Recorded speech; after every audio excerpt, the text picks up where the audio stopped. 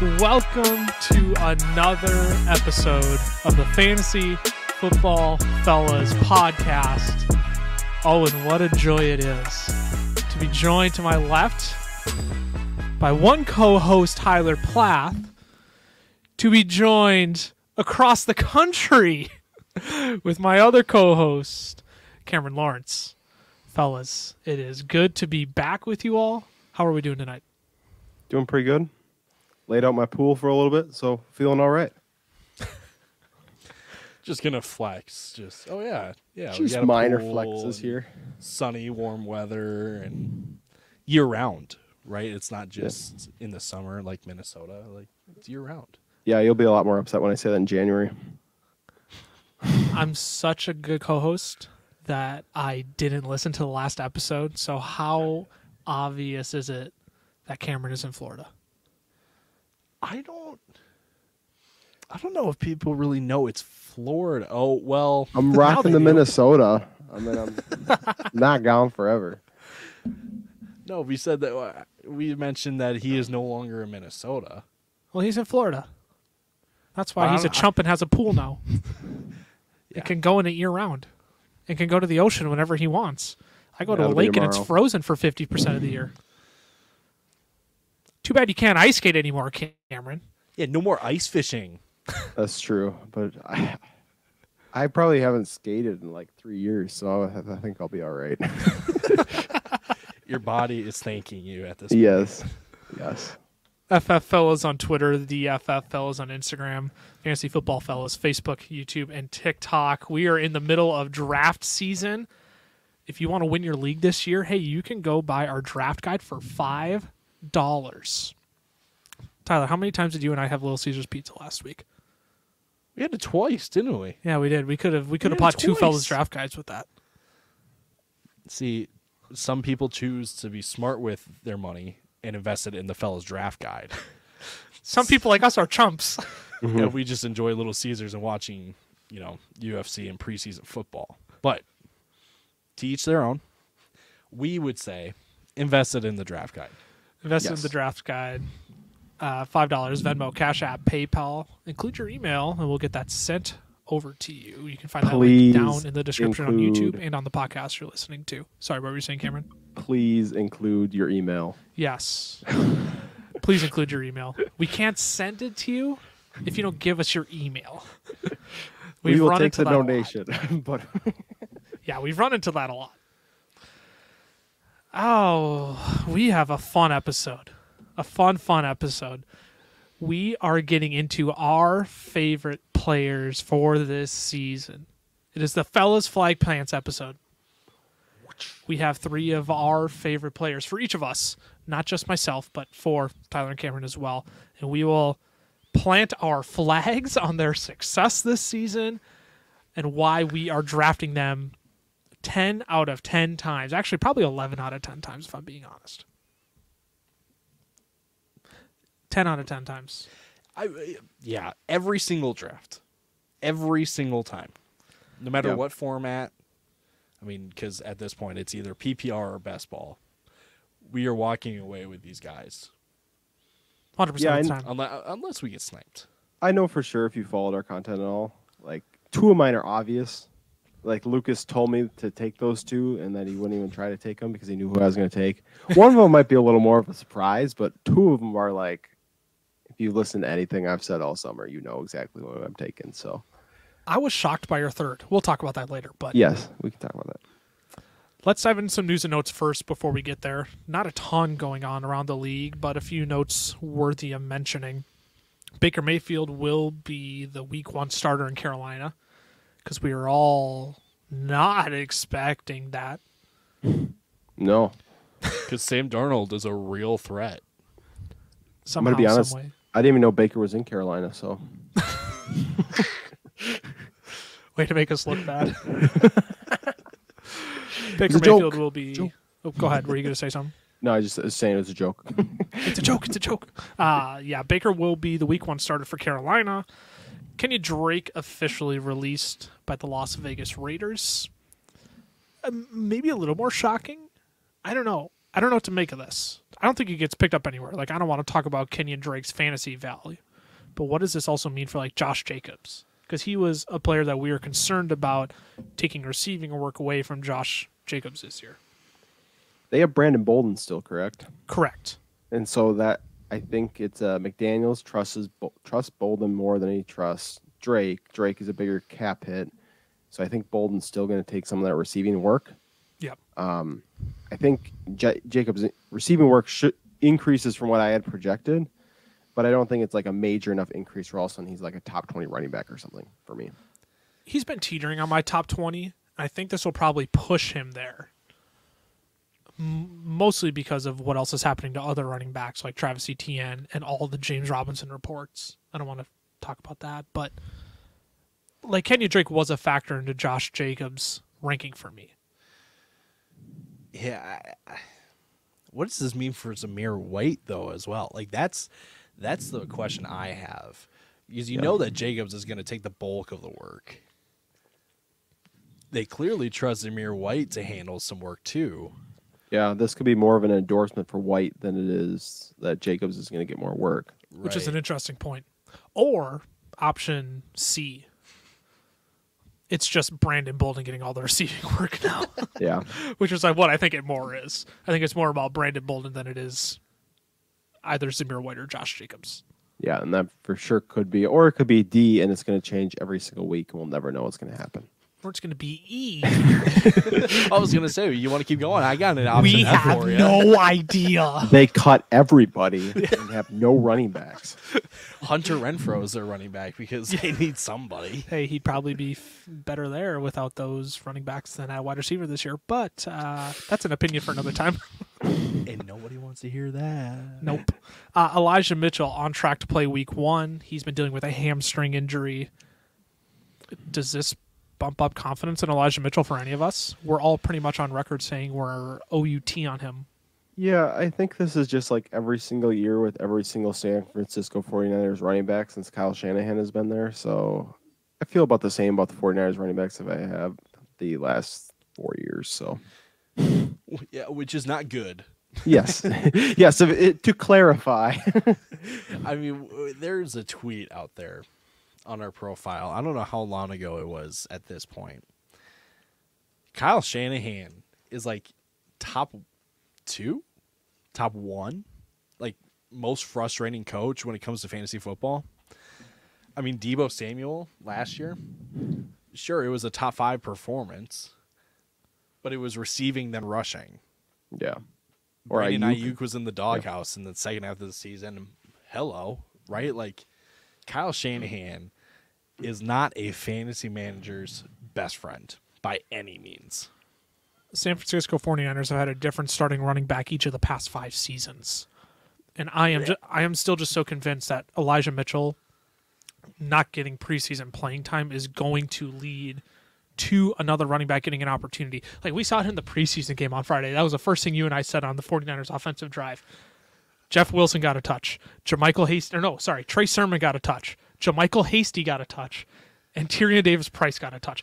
All on consecutive plays. Like I know it's only preseason and I don't want to pull everything out of like that one drive, but also like Elijah Mitchell hasn't played any preseason. That I feel like that matters to Kyle Shanahan because it matters to every other coach in the NFL. Yeah. So I don't think it's a guarantee Elijah Mitchell comes back week 1 and we're like, yep, 24 touches for Elijah Mitchell week 1. Like I feel like it's going to be Elijah Mitchell. Let's work your way back in. And then when they realize, wait, Trey Sermon is doing really good. Oh, JaMychal Hasty ripped off a 25-yard right. Like someone's going to come out and take advantage of Elijah Mitchell being worked back into this offense. Mm-hmm. And all of a sudden, Elijah Mitchell's not going to have the job anymore. Like I don't want to sit here and speculate too much, but I just have that feeling. I don't trust Kyle Shanahan in this offense to give Elijah Mitchell consistent numbers this year. No, I mean, if you're taking him to be a starting running back on your fantasy team, you may be the only one out of the 3 of us, right? Or out of the 4 of us, like if you include yourself. I'm not starting Elijah Mitchell.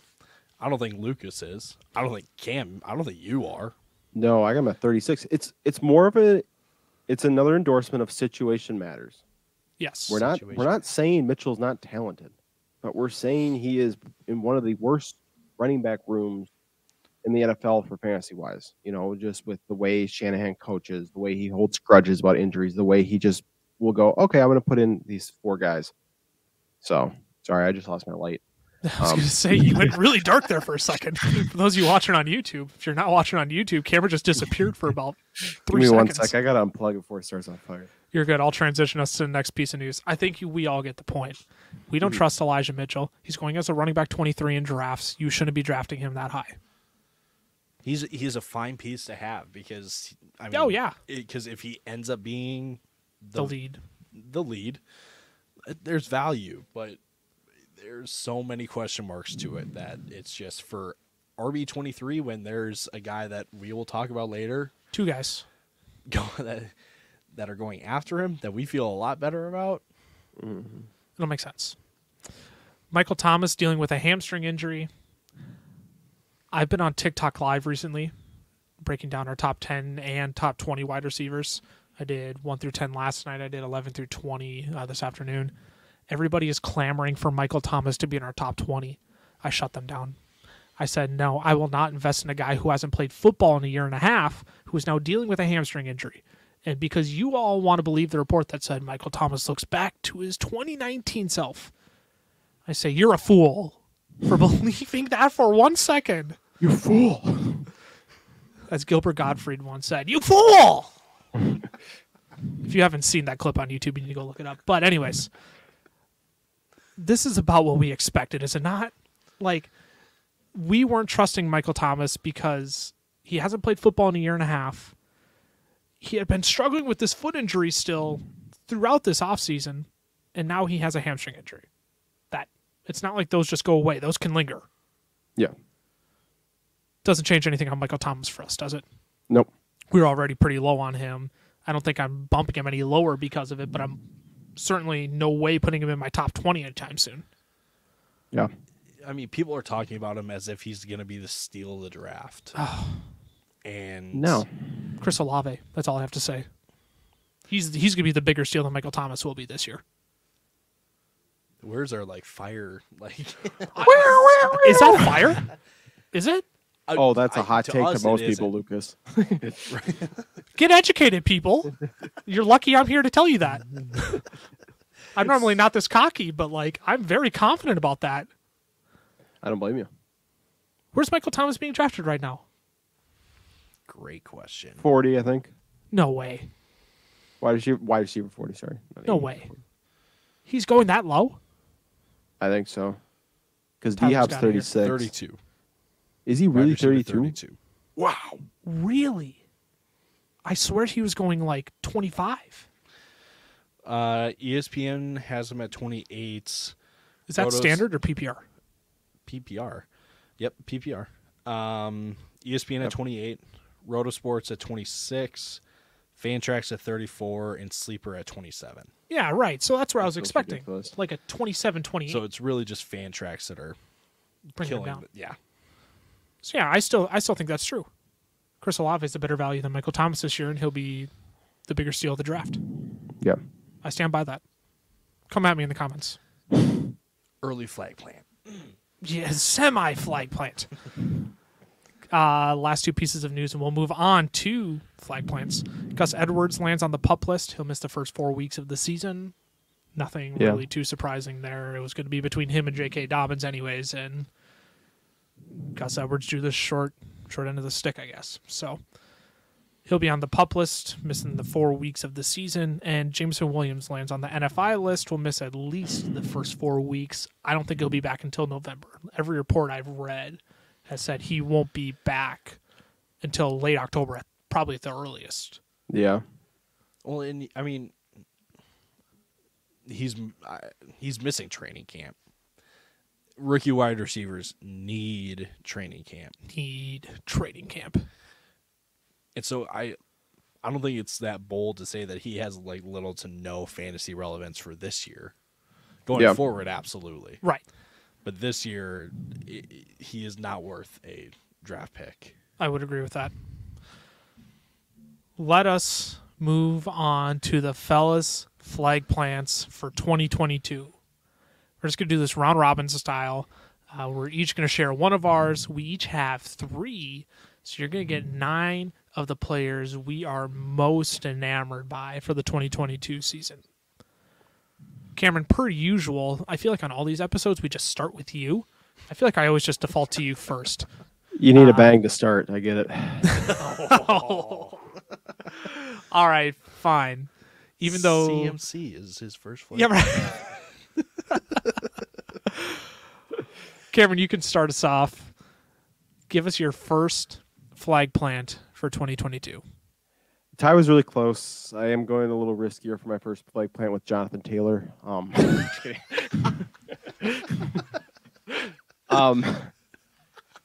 If you've listened to anything I've said on TikTok or on our podcast over the summer, it is that Mike Williams is going to be amazing this year.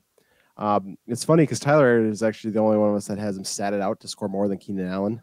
And while I don't think that's out of the realm of possibilities, I just haven't quite made it to that point because I still think Keenan Allen's going to be really amazing too.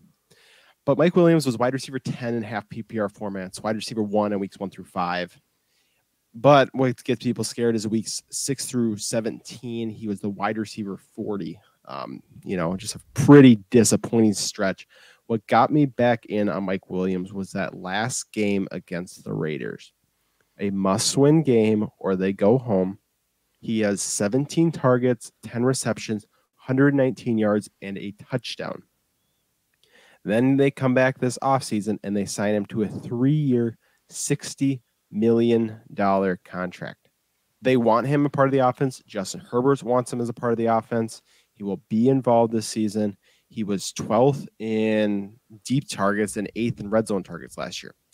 That's a pretty good stat when you have Justin Herbert as your quarterback and Brandon Staley as a coach, and you're going for it on 4th down all the time, and you run more plays than any other team.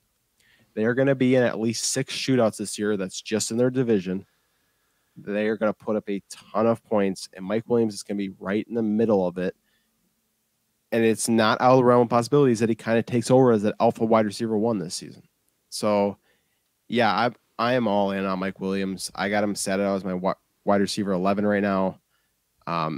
And like Underdog, I've taken him so many times in like the end of the 2nd round, beginning of the 3rd round. Sleeper, I'll probably take him a little bit later because we're playing the ADP game. But yeah, I am all in on Mike Williams this season. 8th in deep targets, 12th in red zone targets last year. I've said that leads to really good potential for fantasy points. And people have said, no, those are just inconsistent stats. Not inconsistent stats, but like stats that further emphasize his inconsistency, which I disagree with. Mm-hmm. But I've been on live chatting with people, and they're like, why do you have Mike Williams at 11? What say you to the people who say he's too inconsistent to be a top 12 wide receiver?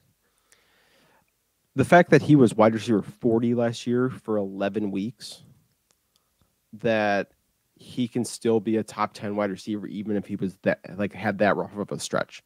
I don't think it's going to get worse than that. And and like I said, with the contract, with the way they used him in that last game, like those are not signs of a team that's like giving up on a wide receiver. Those are the signs of a team who was investing in this guy. And so if he can have that bad of a stretch and still finish as a top 10 wide receiver, then yeah, I think that he's going to kind of shore up some of those inconsistencies a little bit more this season. And he's going to be probably even better than he was last year. I love Mike Williams. We all love Mike Williams this year. He is a frequent one in our mock drafts where we think we can just wait long enough. But then whoever is in front of us out of us 3 is going to scoop him up. And it's almost always tail into the 4th round. He doesn't even make it to the 5th round where his ADP is, because that's how much we believe in the guy. Yeah, so we love Mike Williams this year. Yeah, my last thing on Mike Williams is if I'm looking at all quarterbacks, most likely, if I'm going to put money down, most likely quarterback throw 50 touchdowns this year would be Justin Herbert.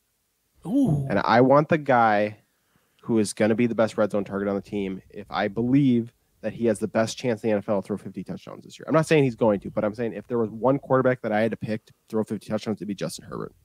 So I want Mike Williams, who's his best red zone threat. Yes, I 100% agree with that. 100% agree. You should be investing in Mike Williams. You are too low on Mike Williams. He's going as the wide receiver 19 right now in redraft formats.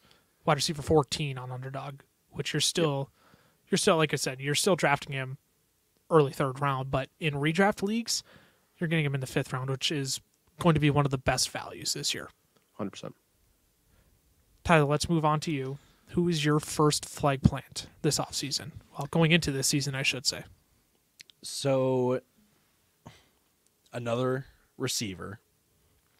Maybe not as flashy as a Mike Williams or a T. Higgins, but a fairly consistent wide receiver who's going or who has such an ideal situation with Indianapolis. It's Michael Pittman Jr.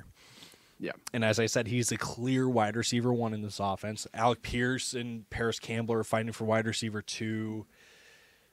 Yes, Jonathan Taylor is there, but he doesn't pose much of a receiving threat to Michael Pittman than, people believe. Team traded for Matt Ryan this offseason. So it may not be a super big upgrade over Carson Wentz, but it is a fairly decent upgrade in fantasy terms because Matt Ryan has played with a wide receiver by the name of Julio Jones. I don't know if you guys have heard of him before, but He's played rugby. I think he plays shuffleboard on the weekends. Oh, that's what it was. A pickleball expert. Oh, right. In no way am I saying that Michael Pittman is the next Julio Jones. But what I'm saying is Matt Ryan likes the big, the tall, and athletic targets. That is Michael Pittman to a T. Reports are coming out during training camp that Michael Pittman was being used all over the place with crossers and screens and posts down the middle and deep balls down the sidelines in their scrimmages against the Lions. So this is just not free reps or anything like that. Like, these are scrimmages, open play against another team. Michael Pittman last year with Carson Wentz, he was 10th in the league in target share amongst wide receivers. He had a 25.5% target share. He was 13th in targets per route run, which that's really good. That is really, really good. That means it wasn't nearly a target for every route that he ran, but to be 13th, That's top 15. that's top 15. Math major. I hate that I just said that. I was so We're numbers stupid guys. obvious. Sometimes just saying it like that clarifies it for the people. I'm just saying. Do you just need to hear like a round number that isn't a crooked number like 13? Right. Top 15? Michael Pittman was a wide receiver 7 from weeks 1 to 10 last year. Now, he didn't average the highest fantasy points per game because if you look at other players during that stretch, there were some that were 16 and 17. There was a guy named Cooper Kupp that was up at like 25. So that's 10 more fantasy points, but still, 14 is very, very solid when it comes to fantasy. And he also had only 5 games in single digits for fantasy points. Every other week in a full season for him was in double digits. So currently going as a wide receiver 13 right now. He's going in the 4th round. And Michael Pittman, along with guys like Mike Williams, guys like T. Higgins, I'll throw in there too, have legitimate wide receiver 1 upside. And you're getting him in the 4th round right now. So if you need to take running back with your first couple picks, and you're kind of stuck in that 3rd round of just like, man, I don't really like their wide receivers that are right here. Maybe, we don't recommend it. But maybe I take a Josh Allen or something, and I'll wait for my next 2 picks to take a wide receiver. Michael Pittman is your guy in the 4th round. He is my number, I shouldn't say number 1. He's the first flag plant of my 3.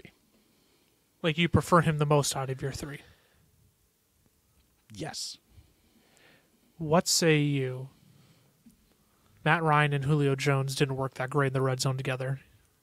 And again, I'm not calling Michael Pittman Julio Jones, but we've seen those struggles in the past. Does that concern you in any capacity? Are you just assuming Jonathan Taylor's going to get literally every single touch there anyways? Like, what say you to people who have that concern about Michael Pittman this year? Because I think it is a legitimate concern. If I'm not mistaken, Michael Pittman had 6 touchdowns last year. I think it was 7. Maybe it was 7. But we're so far apart, it matters that we debate it every single second right now. 6. It's 6 Crap. touchdowns. So here's the thing. Some of those touchdowns were, done with some work after the catch. But there wasn't like a big coaching change when it came to Indy. Sure, the quarterback is different, but the team still wants to get him involved in the red zone. So while I think that Jonathan Taylor does still get the majority, and when I say majority, like 80% of the work in the red zone, Yeah. I think they still want Michael Pittman to at least be a threat so teams just don't stack the box against Jonathan Taylor when they're in the red zone. For sure. Can I add one thing that I Yes. saw today? It was a Dave Kluge tweet. Dave Kluge. Love Dave Kluge. Is that what it is, Dave Kluge? Oh, I Yes. just absolutely butchered that. But Sorry, Dave. since 2009, obviously he had Julio Jones, but Matt Ryan's wide receiver 1 has averaged 161 targets in a 16-game schedule. 161. Yes. A lot of upside for Michael Pittman. That's a lot of targets. Well, it is a lot of targets. So even if the touchdowns aren't there, the volume should be. Yeah, because Yes. you know Alec Pierce isn't going to get 125 targets this year. No. He's not Calvin Ridley. Neither is Paris Campbell. Yeah, right. I do like Michael Pittman. I struggle to share the same sentiment that I'm like, I have so much confidence in him. I like him, but people like him so much more than me that I'm always going to let them take him. And normally how my draft falls, he never falls to me anyways because someone always snags him ahead of me. But I digress. I do like Michael Pittman. He's going to be a great asset to have on your fantasy team this year. My first plague plant. You two, great friends of mine, went with wide receivers to kick off your flag plants. I have a wide receiver on my flag plants list, but I'm not going to start with him. Though he is one of my favorite flag plants. I do enjoy this player I will be talking about. But first, I need to probably make the biggest argument I have for a player this season. You are too low on Trey Lance. Yes, I am talking to you, the listener. You are too low on Trey Lance right now. You two can back me up on this. How in was I on Jalen Hurts last season? Very. Very is the correct answer. What did you say? I had my headphone off. No. I said very. I just left your response. Very is the correct answer. Very is the correct answer. This is like Jalen Hurts 2.0 for me in terms of how confident I am in Trey Lance this year. He had 3 starts in 2021. Okay, actually, you know what? Maybe before I get into like the whole stats and statistical argument and everything, I think I need to back up even more how much I believe in Trey Lance. If you all recall, in a Startup Dynasty mock draft that we did last year, high stakes league, I would say.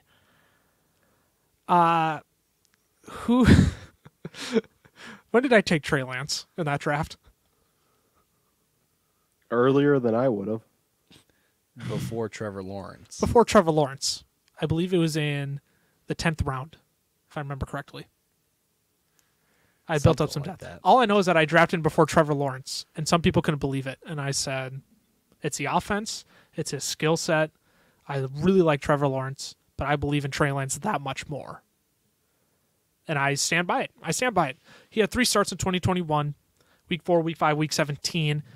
Let me just read off. I'm going to rattle off his stats quick. He was 9 of 18 for 157 yards and 2 touchdowns in week 4. 7 rushing attempts for 41 yards. Okay, he only played 50% of the snaps that week too. So, I mean, I don't know about you. That's 20 fantasy points, and he played 50% of the snaps. I don't know. That's a pretty good first start to your NFL career. Week 5. It's 15 of 29, 192 yards. Not great. 0 touchdowns. Not ideal. But he had 16 rushing attempts for 89 yards. Okay, didn't have a great finish that week. Only scored 15 fantasy points. But when you don't throw a touch, if he throws another touchdown, he's over 20 fantasy points, right? If you don't throw a passing touchdown, you're probably not going to score fantasy points. It's just reality, okay? And in week 17, when he got the start again, 16 of 23 for 249 yards, 2 passing touchdowns, 8 rushing attempts for 31 yards. I don't know about you, but if you score 2 20-plus fantasy point games in 2 out of your first 3 starts in the league, I don't know. I that sounds pretty good to me. That's a quarterback I want to invest in. Would agree. He had at least 7 rushing attempts in all 3 of those games. Okay, so now I'm gonna play a little bit of a numbers game here. I want you to come on this journey with me.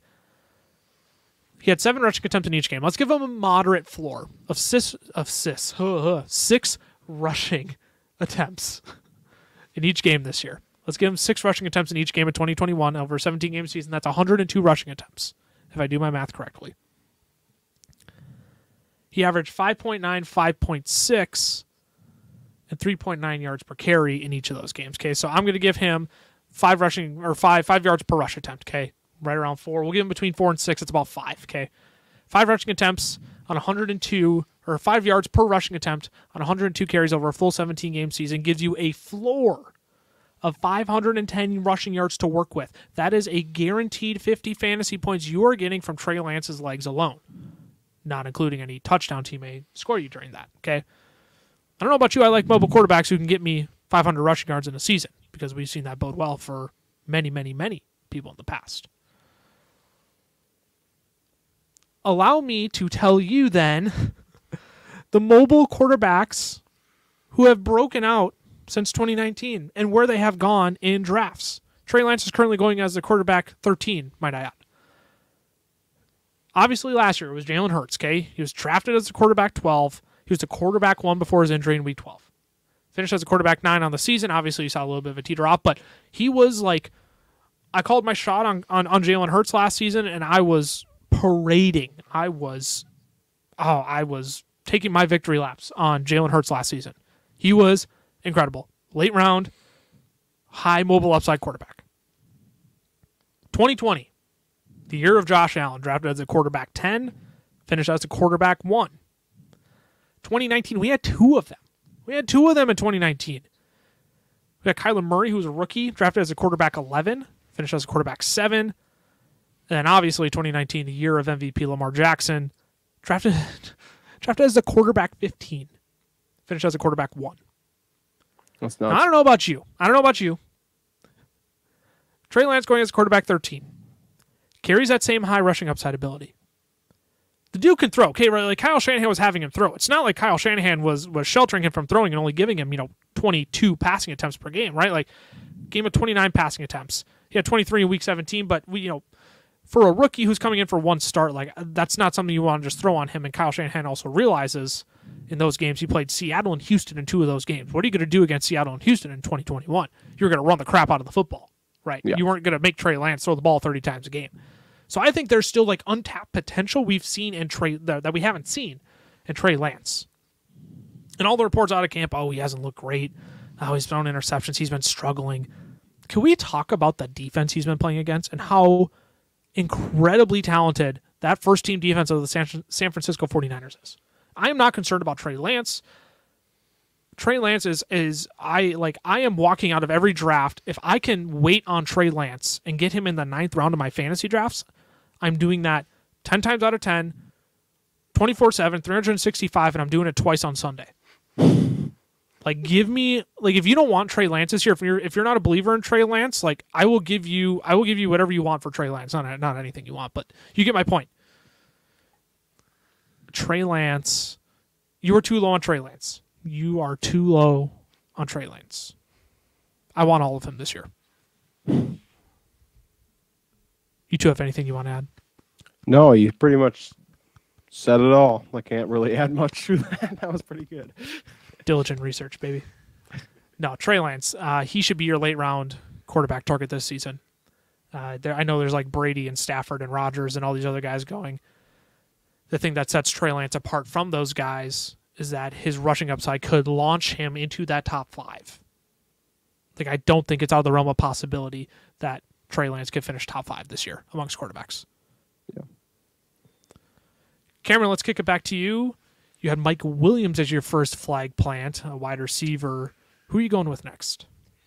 Yeah, I'll keep this one short and sweet. It's Cortland Sutton. I have him right after Mike Williams in my rankings.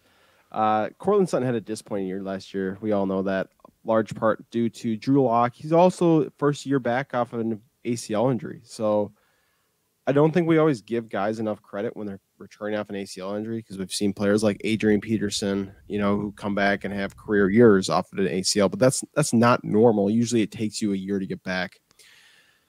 And the biggest thing for Sutton is that he adds Russell Wilson. And Russell Wilson has at a top 15 wide receiver each year since 2013.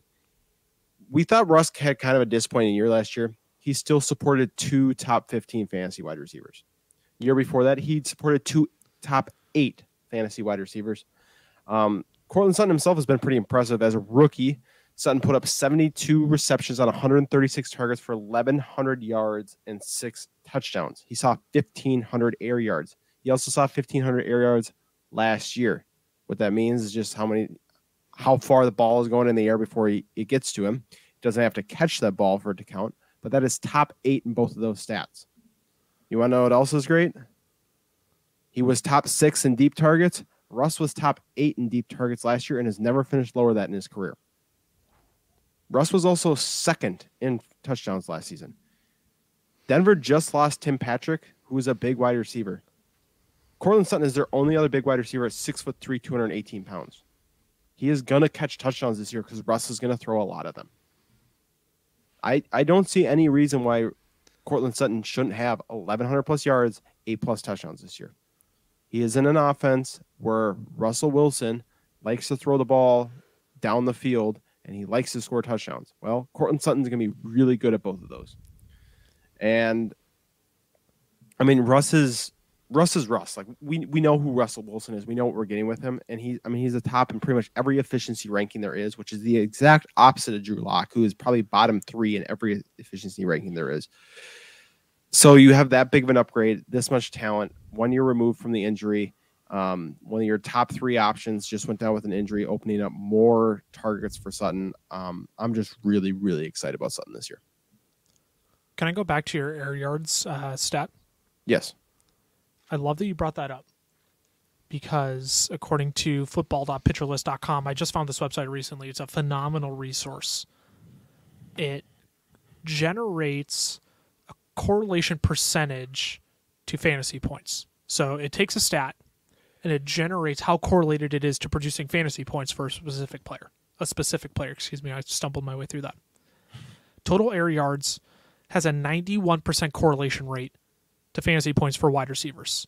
So when you say Cortland Sutton sees 1,500 air yards and that's top 8, well, I'll tell you what, that means there's a lot more fantasy points coming his way this upcoming season, especially when you say Russell Wilson, I believe he was 3rd in deep targets last year too. I don't remember if you read that stat. 6th in deep targets. 6th in deep targets. When you have a quarterback who likes to throw the deep ball, targeting a wide receiver who likes to run the deep route, you are going to find success in that. Plain and simple. Oh, I forgot one thing. He also just signed a 4-year, $60 million contract. Yeah, he got paid too.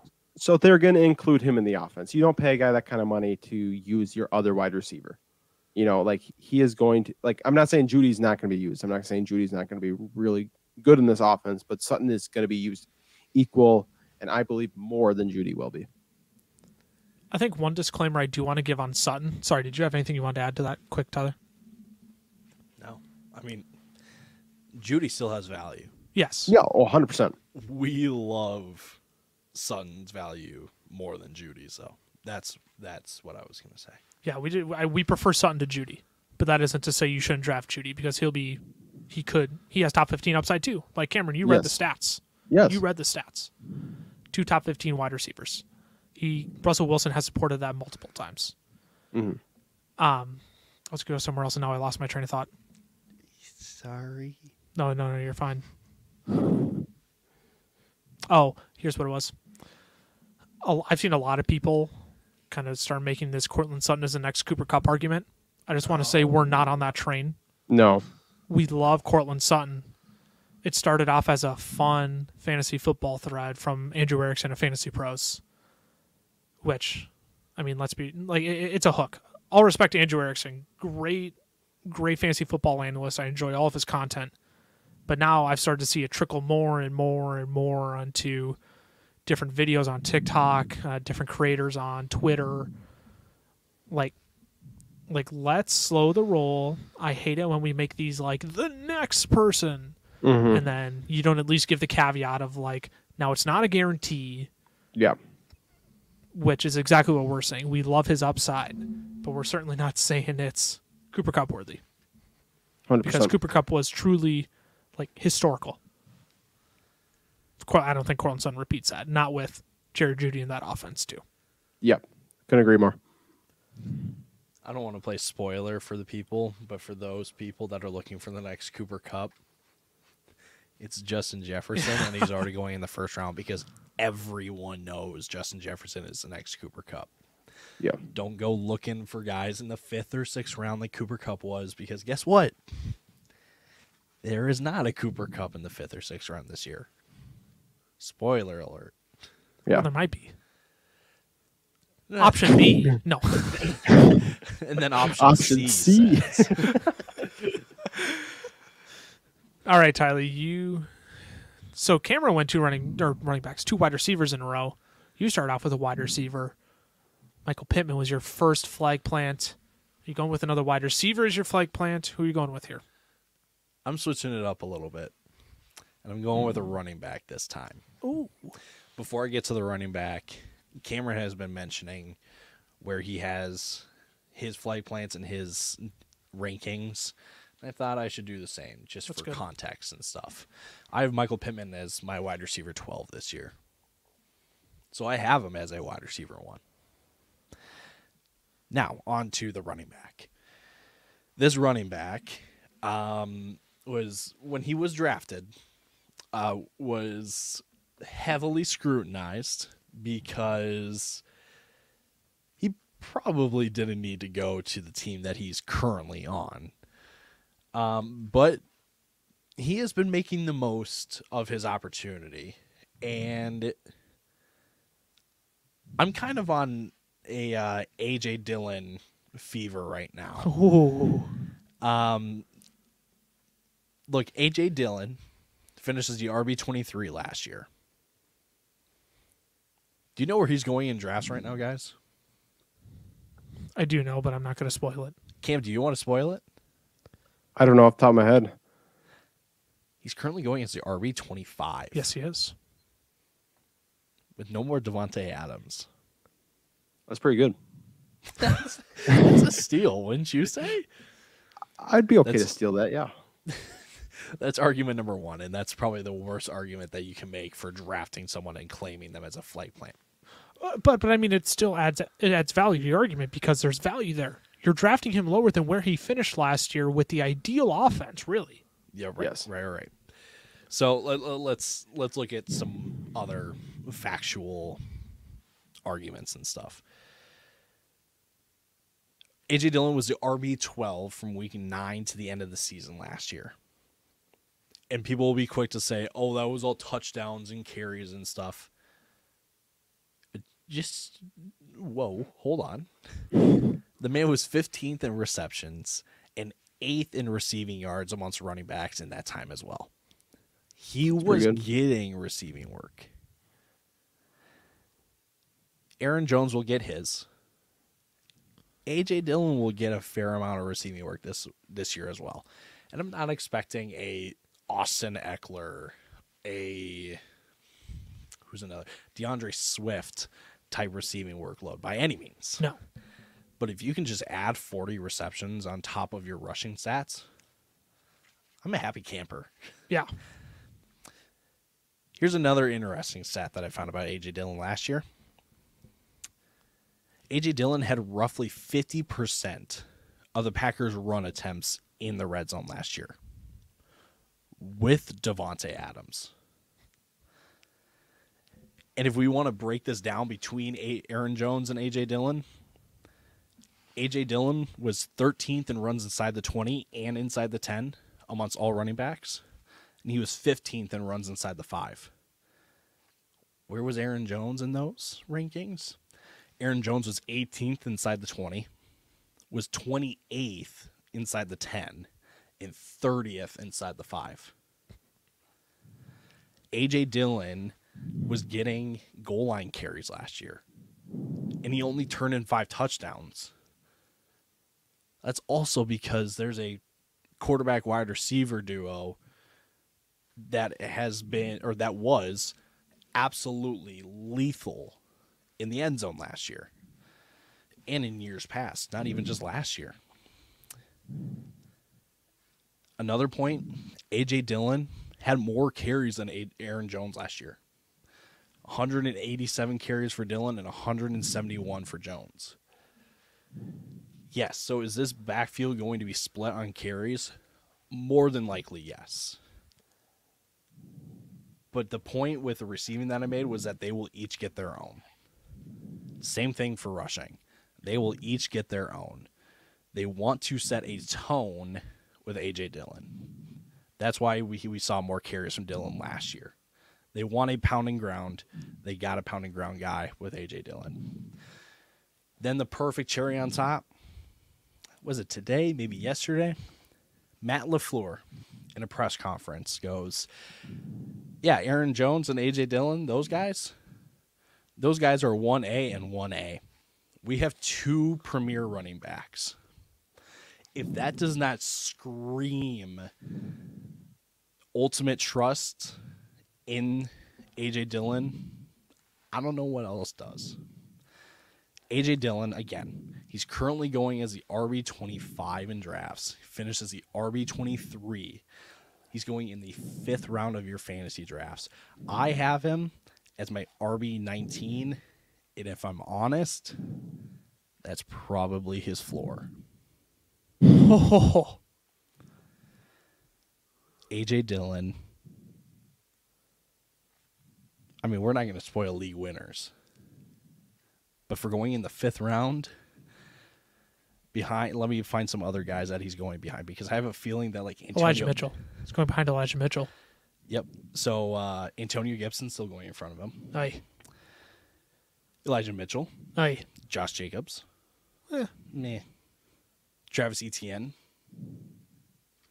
That'll upset people, but I get your argument. Cam Akers. Aye. See, that's 5 guys right off the rip that are going in front of A.J. Dillon this year.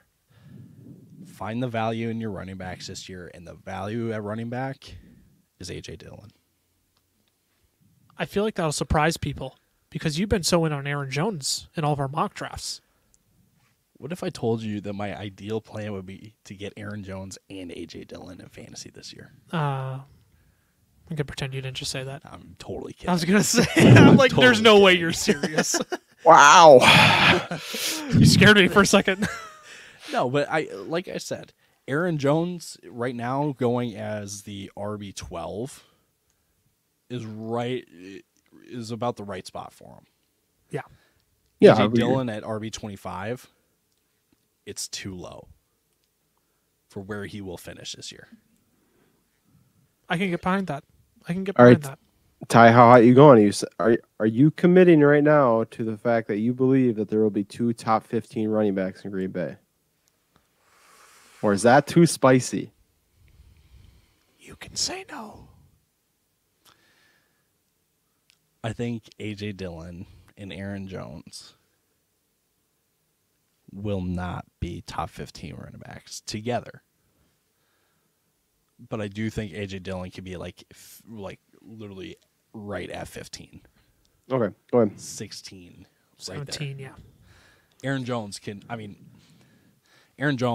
be a top 5 running back this year because of his receiving upside. Right. Yeah. A.J. Dillon is not an Aaron Jones, so that automatically takes him out of that running. But again, it's the value where he's going in drafts right now. And if you're looking for, I mean, if you want to grab a Christian McCaffrey, a Jonathan Taylor, who's another guy, Austin Eckler, Derrick Henry, you want a relatively sure thing at running back in the first round and then just take pass catchers and then wait to find an RB2 later, A.J. Dillon is your guy. Yeah, I do like that. If you have one of those high upside, arguably some volatility, like especially with CMC and Derrick Henry, right? Like I shouldn't say especially with Derrick Henry. Well, I will say, I should say especially, but with Derrick Henry in that mix, I think having some stability in A.J. Dillon is phenomenal to have if you roster one of those guys. Would agree. I'm going to talk about another running back here. This one should be pretty obvious because if you've been listening to this podcast, I have been this guy's #1 fantasy advocate across all platforms. I literally posted 2 videos about him in a span of like 4 days on TikTok. And I'm typically against like talking about the same guy in a span of like 3 weeks. But I did it in 4 days.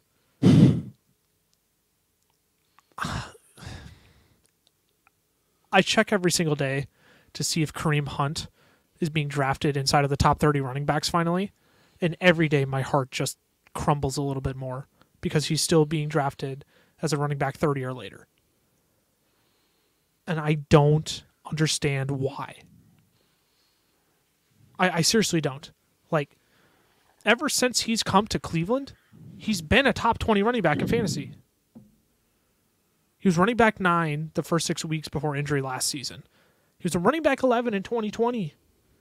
And I say the first 6 weeks in 2021 because, he obviously suffered an injury then in week 7, so he didn't finish that week. But first 6 weeks, he was on track to have a top 10 pace.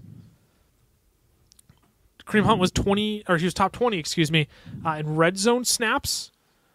And he was out-snapping Nick Chubb in the red zone to kick off the year last year. That's crazy. Oh, that's interesting. You don't say. That's interesting. Now, granted, Nick Chubb did have an injury in there, I believe. So he was out, I think, at least one game. But even if he wasn't, okay, interesting. Kareem Hunt has out-targeted Nick Chubb 122 to 60 since joining the game joining the Browns halfway through 2019. I don't know what we need to do. Again, I said this on our Overvalued and Undervalued podcast. I don't know what we need, what you all need to quit acting like Nick Chubb is Kareem Hunt's father. Because we saw how good Kareem Hunt could be in Kansas City as a standalone running back. Dude was a top 5 running back in Kansas City for fantasy football. Like, what more do you need to quit thinking that Kareem Hunt is this second fiddle to Nick Chubb? And rather, like, if you're truly, I feel like we throw around the term, like, 1A and 1B in an offense super often, like head coaches do. Like, if you want the poster child of 1A and 1B in an offense, it is Nick Chubb and Kareem Hunt. They are the definition of 1A and 1B. Kareem Hunt, should he get traded, right? He also requested a trade, right? He said, like, I don't want to be here. Give me a new contract or get me out of here. Still playing with the Browns, don't get me wrong. But should he get traded to anywhere? I don't care. Houston? To the Rams? I don't care. The Rams, that'd just be a total Rams thing to do. The Dolphins? Mike McDaniel would take him. I know they gave Chase Edmonds a bag, but they'll take Kareem Hunt. Anywhere. I don't care where he goes. Top 15 consideration. Immediately. Yeah. Like, let's not forget how good this guy was in Kansas City. And granted, like, I don't want to take an Andy Reid offense and, like, just say it's the entire NFL, right, and generalize it. But, like, that's why I say top 15. Like, I'm not saying he's going to be top 10. I'm not saying he's going to be the next best thing in fantasy football. But I don't know. When he's playing second fiddle, according to 70% of people out there, and he's having these top 12 finishes at the position, he's top 15 at least on a new team. At least. So I don't know what more you need from Kareem Hunt being drafted outside the top 30 running backs. He's been running back 22 currently. Like, he is my, like, if, again, so he's like your A.J. Dillon. If I draft a high volatility guy in the first round, frankly, like, it's not my preferred strategy, but if I swing and I miss on a J.K. Dobbins, if he doesn't fall to me, if I miss on a Brees Hall, who I also really like. I almost made him a flag plant this year. If I miss out on who else is kind of going in that top 20 range, I can. At any rate, if I miss out on one of those strong running back twos, like I'm just going to screw it. I'm going to wait on Kareem Hunt and just build depth everywhere else on my team because Kareem Hunt has top 12 upside in him. His stats say so. His fantasy finishes say so. His receiving upside says so. Should he get traded? His talent says right. Like I said it about Trey Lance. I'm going to say it about Kareem Hunt. You are too low on Kareem Hunt. You are far too low on Kareem Hunt. I don't know what you two else have to add to that, but I don't understand how people are still letting me have Kareem Hunt at such an insane value. No, I agree. I draft Kareem Hunt everywhere. Every time he's out there, it's like, why wouldn't you at that point? Right. He is so low. Let's wrap up our flag plants here. We each got one more guy on our radar. Let's make this a little bit more quick. We're nearing the end of our podcast here. Cameron, your last flag plant. You went 2 wide receivers. Are you going to make it the 3 wide receiver trifecta? So I thought about it, and the guy I probably would have gone was Rashad Bateman. I'm surprised you didn't. And I wanted to, but I also wanted to go running back. And I feel like this guy, I know I haven't talked about it a ton, so I know it's a little more of a surprise, but just the more I think about it, like this guy is so disrespected. And so out of that, I had to make him my flag plant, and that's David Montgomery. Monty was 12th in points per game last season in PPR and 6th in 2020. Shut up. He was 12th last year? Yes. In points per game. 6th I could swear he in was 2020. lower than that. Yeah. Keep going. Sorry. That just blew my mind. 6th in I thought I 2020. did my homework on him. He finished the last 6 weeks of 2021 as the RB2. He finished the last 6 weeks of 2020 as the RB1. Dave Montgomery's had at least 40 receptions and 300 receiving yards each season to go along with averaging 1,000 rushing yards a season. This team has no other options other than David Montgomery and Justin Fields running the ball. They truly do not. They got Darnell Mooney, but unless Darnell Mooney is going to catch 400 passes this year, Dave Montgomery is going to get a lot of work. He's not going to get crazy red zone work, but he only had 7 total touchdowns last year. And so when he is healthy, when he is on the field, David Montgomery is he's just a top performing fantasy back. Like he's put together these stretches, and I don't think it's going to be pretty. I think it's going to be a lot like Najee Harris. Not quite the same amount of receiving work, but it's just going to be ugly voluming his way to, good fantasy finishes. So yeah, I'm David Montgomery right now is going as running back 23 on Underdog. Oh, I got him at 16. It's another just crazy value. So yeah, that's why I picked David Montgomery over Rashad Bateman. so here's the thing about Monty that I really love Monty this year. I really do. He's the guy you're never excited to draft. But then you get him on your team and you're like, I guess he'll be okay. I guess I just kind of have to like him since he's on my team. Then he, gives you top 12 numbers in fantasy points per game. He crushes it in the playoffs. The last 2 years have shown that. Granted, that's kind of been schedule based, so it might be a little bit different this year. But still, he's won you leagues 2 years in a row. Do you have any concerns about the new system coming in? Because it is a new system with Matt Eberflus. You got Ryan Pace in the front office now. It is a different culture, and there has been some Khalil Herbert hype. Yeah, and so I understand that, but I don't care because I think David Montgomery is a lot better than Khalil Herbert. So, and the other thing is, even if Herbert gets work, like I said, they have no options. Like, they have no receiving options outside Darnell Mooney. And so I think put some respect on that man's name. Okay, Cole Kmet. Yeah, you can get 6-yard dump offs all game long, but that's only going to get you so far. Like, they're going to have to run the ball, and even if Herbert's getting 100 plus touches, I still think, or 100 touches or so, I still think that Monty can be close to 200 plus touches, and he can still be effective in that way. So I really believe that Montgomery is going to be really good. And I did find where your thing was, like the issue was. Monty played a quarter of a game last year. Some sites count that as a full game. Some sites don't count that as a game. Got it. And so if it does count it as a game, he's down at like running back 17. Right. But if they don't count it as a game, he's up at running back 12. Perfect. That makes so much more sense because I scoured and I'm like, you said 12, and I'm like, there is no way. Yeah. I would not have missed that. Yep.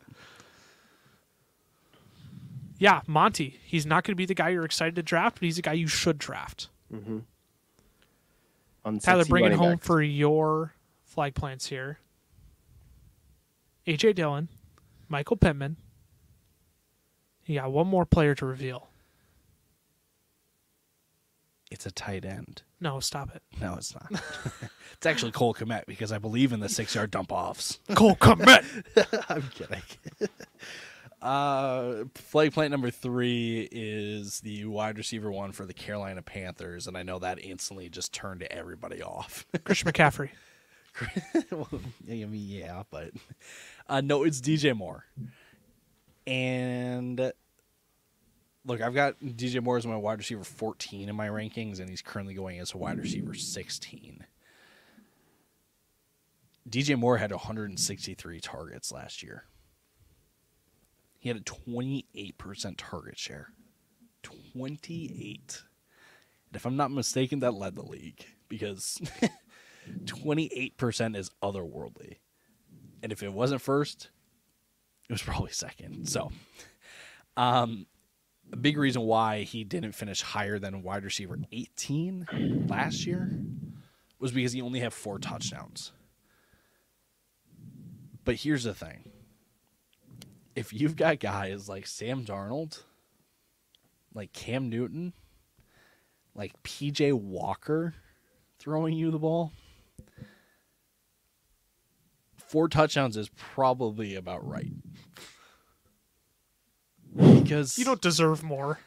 I know. In here, I mean, those 3 quarterbacks combined for 14 passing touchdowns.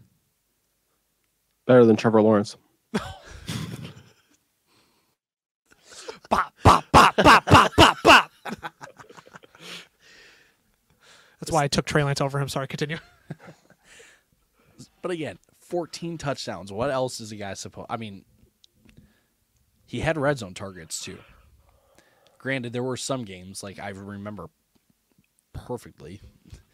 There was the Minnesota game that they had last year where both Robbie Anderson and DJ Moore were just dropping the ball for no reason other than just... They didn't feel like catching the football that day. No, they didn't want Risk an injury. Bashad Breeland coming in and just laying the wood on him. But here's the thing with DJ Moore. He signed an extension back in March.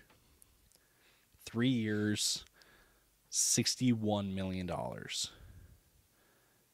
And it's added on to his 5th year, so essentially it's a 4-year, $73 million deal. At the time, because I know there are other extensions, but at the time that he signed this, it made him the 3rd highest paid wide receiver in the league. If the Panthers see him as the wide receiver 1 and see a big role for him in this offense, then they went out and traded for Baker Mayfield. And we've talked about this aplenty. Baker Mayfield is not a huge upgrade compared to Sam Darnold. But it is just enough of an upgrade to feel confident in DJ Moore. By no means does that trade and Baker Mayfield push him into the top 12, top 10. But if you're looking for massive volume, with usually coincides with a safe floor just because volume will always be there, DJ Moore is the guy. Weeks 1 through 12 last year, before the bye, he was the wide receiver 13 in points per game, averaging nearly 15 points a game. The rest of the season, he was wide receiver 26, 12 fantasy points a game. So a little dip, but still, wide receiver 26 is still pretty reasonable, if you ask me, for the Carolina Panthers of last year. And I think a big argument for people not being in on DJ Moore this year is, well, CMC is back this year. Understood. But I don't care. these two can coexist. Well, I mean, just look at the start of last year. DJ Moore was a target monster. Like, he put up, I believe it was at least three straight 20-point fantasy games. Mm-hmm.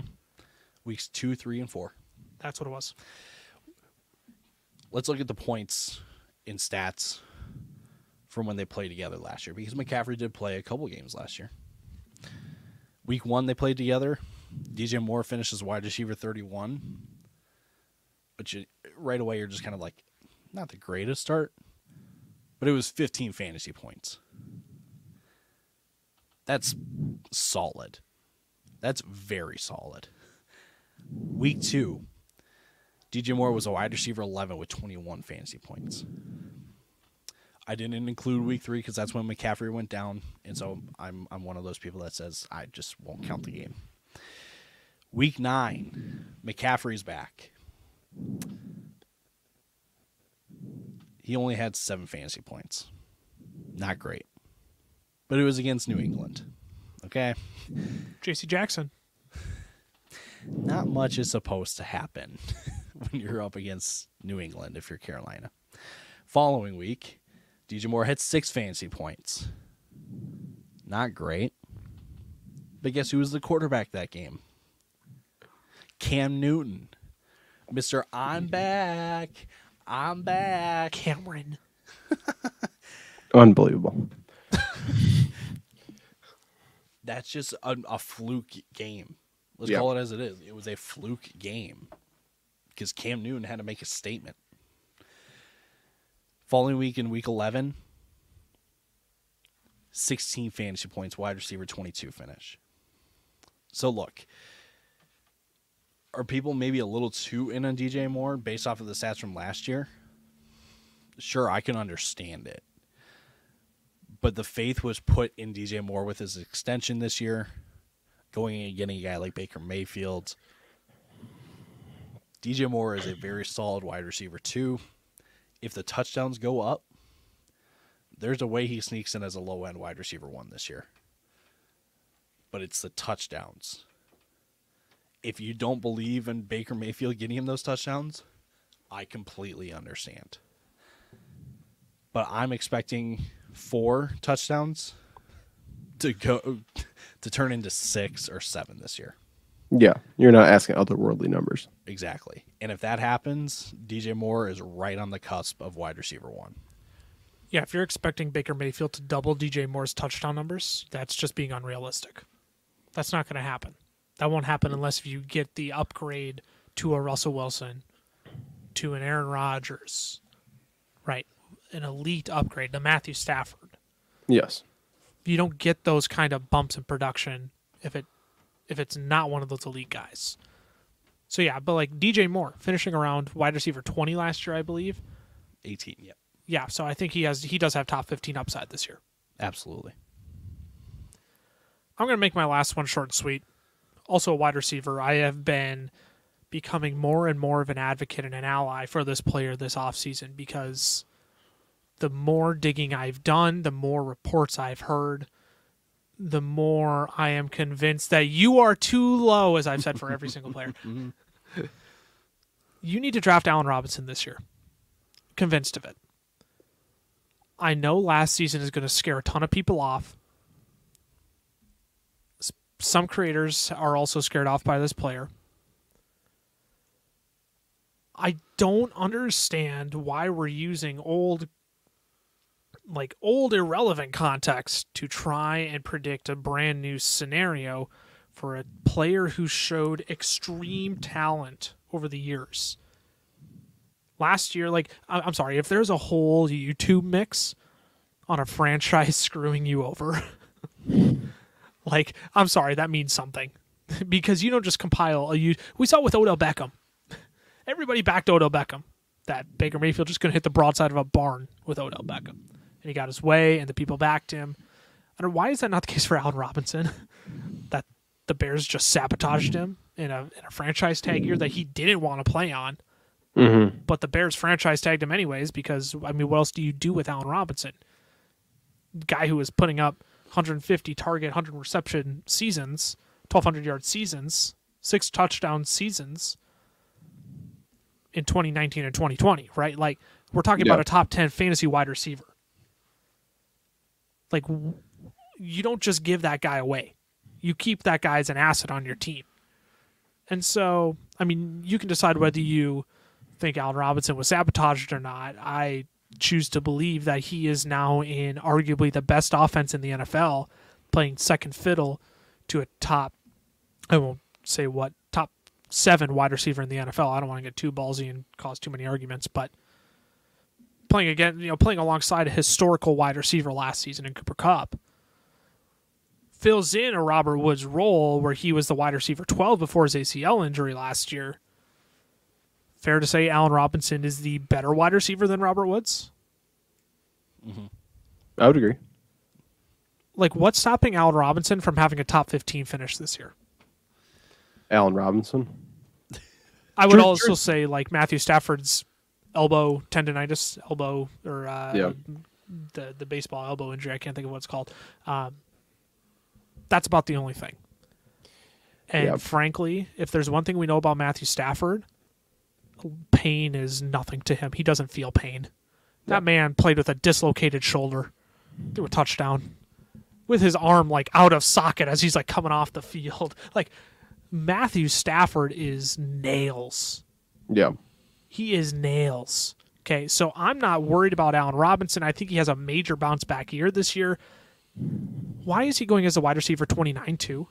Like, this is like Kareem Hunt level for me of like, why are you this low on a guy who's put up top 10 numbers just because he played on a really bad team with Andy Dalton and Justin Fields throwing him the football, who is clearly struggling to make the adjustment, and Matt Nagy, all he said was, is it in the flats? Okay, throw it.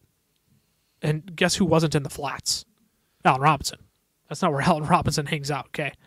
Darnell Mooney was. Right. Rams bring him in. The coaching staff is absolutely in love with him. They're saying they want to use him all over the formation. They're thrilled about what he can do. And Charles, I can't remember his last name now. Yahoo senior writer. Robinson. Thank you. Charles Robinson. He had asked somebody in the organization. He didn't choose to name who, smart man. He had asked someone in the organization. So did you get an upgrade from Robert Woods, actually? And they go, I think we might have. The Rams went out and got this guy. They paid him a bag. Excuse me. Like, we should be drafting Allen Robinson far earlier than the 6th round in fantasy drafts. Far earlier than the wide receiver 29.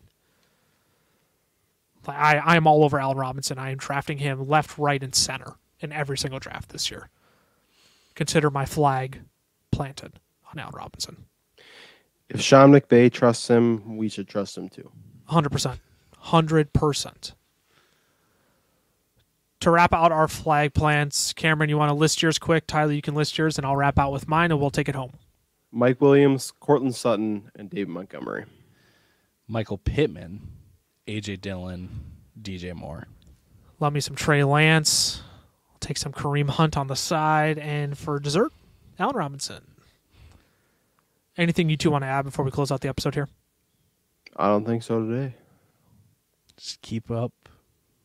Keep a good fight. Keep on keeping on. I totally botched that too. That's okay, though. That's all right. We're just three stooges being dudes. Make sure to buy our draft guide for $5. We are in the middle of draft season. You are going to get projections on over 200 players from the three of us. So you're going to get my projections, you're going to get Tyler's projections, you're going to get Cameron's projections. On over 200 players. That's 600 total projections. That's less than 1 cent per projection for $5. It's a steal of a lifetime. Go check the description if you're listening to our podcast on YouTube. It's also in the description. You're literally losing money if you don't get the draft guide. Probably That's at true. this point. Yeah, if you're playing in money leagues, you're losing money. You're losing money. Thanks for tuning into this episode of the Fantasy Football Fellas podcast. FFL is on Twitter. The FFL is on Instagram. Fantasy Football Fellas, Facebook, YouTube, the good old TikTok. I'm at Lucas Wenzel on Twitter. Tyler is Tyler _Plath. Cameron is Cam Law 317. Just three stooges being dudes. Fantasy football fellas. We'll see y'all next episode. Deuces. Deuces.